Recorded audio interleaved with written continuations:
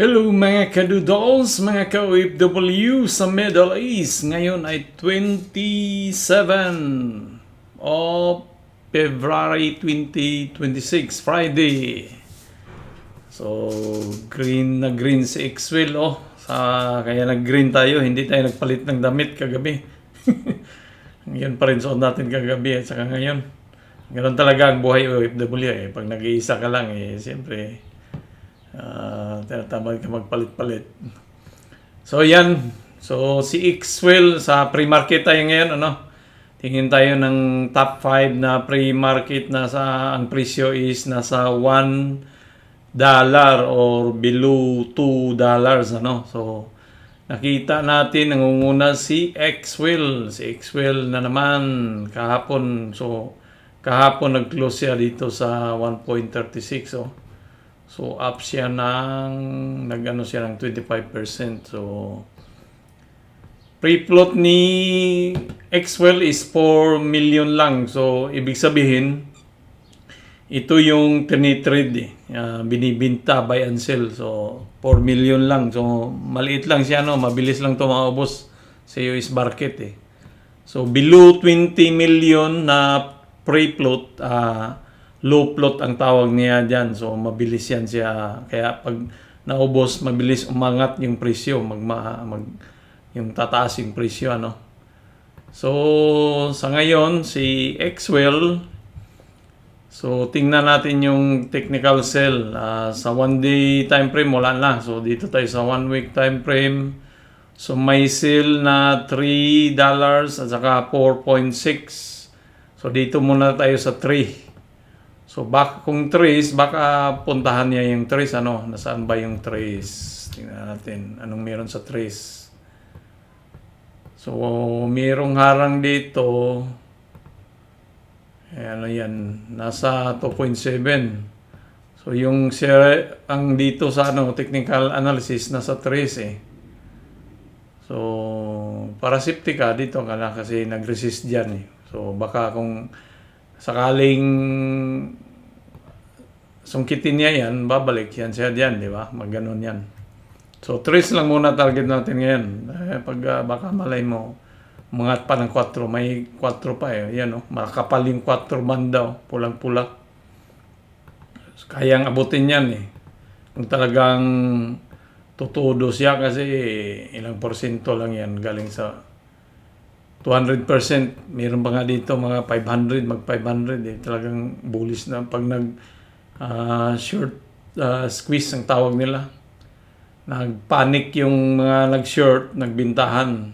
So kaya umangangat yung presyo kasi bibilhin nila yan So yan tingnan natin sa pre-market. So sa pre-market ito yung ginawa niya So, umabot siya ng 1.7. So, tapos nag-drop ulit siya, nag 1.5 dito. So, inabot niya yung 1.7, dito sa 1 day. So, ito yung resistant niya, 1.5. So, na-break niya yan. Pag ma-break yung 1.5, so, malamang angat tong 1.7. Saka, so, baka diretso pa. Nang meron dito sa 1 year. So ito, walang harang. Ayun, maliit na masyado, hindi na makita. So, yan. Masdan natin to si Xwell, Baka dito tayo Next is Yuda Health Holdings Limited. Saglit lang, ano bang balita ni Xwell? Wala siyang balita, yung last 2 days yan So, si Yuda, nasa 1 piece, $1. Walang balita. Free float is 19. Technical analysis, kung saan yung bintahan is 0.9. Nasa 1 na siya, past 9. 1.2, 1.5, 1.6, 1.9. So, 1.2. So, dito, may gray dito. Pero gray na siya Tapos may 1.3, yung mga pula-pula na yan. So, supply yan siya na dito. So, kasi supply, so pwedeng sungkitin, Sungkitin niya yan. So, pwedeng sungkitin. 19 million ang free float. So, mababa pa rin kasi below 20. So, kung titingnan mo sa one day, isang araw, sa one day, nawala yung pulaw. So, nasa 4 hours yung pula. Saka 1 hour. So, medyo madugo to. Kung aangat siya sa pupuntahan niya to dito, madugo to na so mag-bounce bouncing presyo diyan. Ganyan yung presyo niyan. Medyo matagal yan na pero pag inangat na hit niya yung 1.2, 1%, may 20% din na tubo. Not bad, di ba? 20% sa ilang lang minuto o ilang oras lang. So, tingnan natin. Vegas Verde Clean Fuels. May 18 million na float. Bababa din. Free float. Anong balita? Walang balita. Ay, saglit lang. Si Iyuda. Tingnan mo natin sa free market. Anong ginawa niya? Iyuda. So, lumipad sa 5 days. Hindi maganda yung chart niya Kasi yan, pwedeng bumaba yan dito, balik Walang hindi maganda tingnan. Hindi katulad kanina kay Xwell, di ba? Tingnan niyo sa Xwell. Sa free market. Ayan may mga ganyan-ganyan sa free market. May mga nag-support. So, that is Iyuda. So, next is Vegas. Las Vegas. Technical sale is 1.6, 1.8, 2, 2.48. So dito, ayan yung nasa 1.68 na siya So, dito sa dos, so one day, meron ditong diyan 2.4. So pwedeng akitin niya to dito kasi yan tayo sa 1 hour. So merong mga 30 minutes.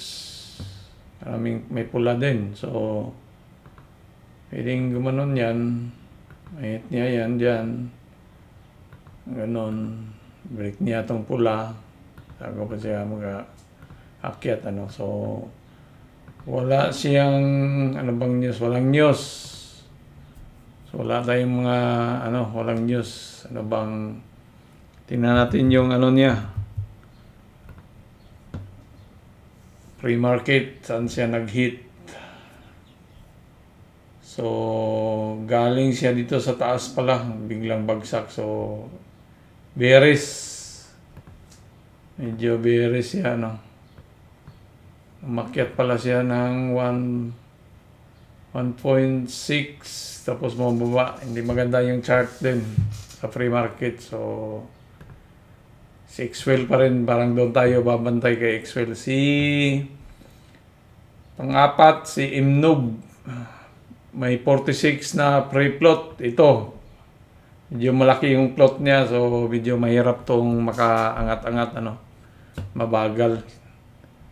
So, technical sale, supply is 1.55, 1.6, 1.5. Medyo maliit. So, dito lang yan, bearish to.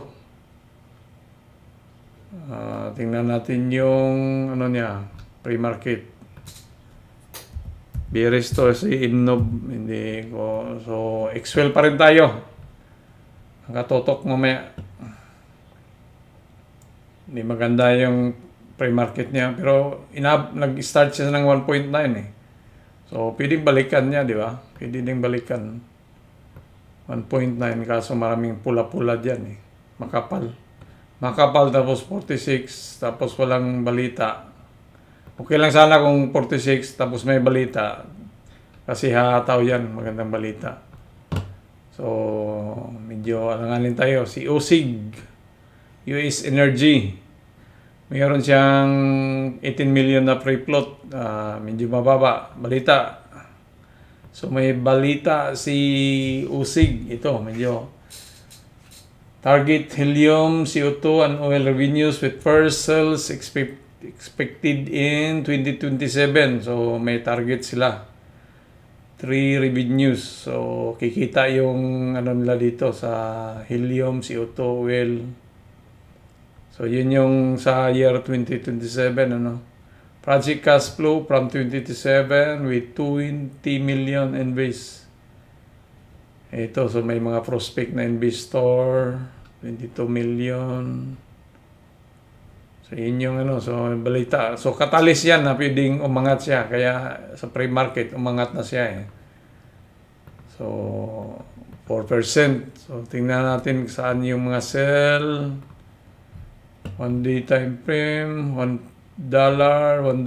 So walang ganong demand, supply sa taas. So, may 1.6, 1.3, may 2. So $1 nandito na siya sa ano eh. So ito yung ano niya. Ito yung i-break niya dapat. Tapos ito. Pero walang ano eh, pula eh. So ibig sabihin kung talagang bullish na bullish siya, kaya niyang tagusin to, i-break niya to ano. So tingnan natin sa D-time. So gray area na siya. Ito mga gray area. So mga kayang putulin niya yan kasi gray area eh. So 1 hour. Yan o gray. Gray. So pwede niyang i-break yan. Saka pag i-break niya yan, itong gray na to, gumanon yan, ganon. Pwedeng humataw yan kasi walang harang, walang ganong nagbibinta dito ano. Pero mag-ano pa rin yan, ganun-ganun, mag-console konti.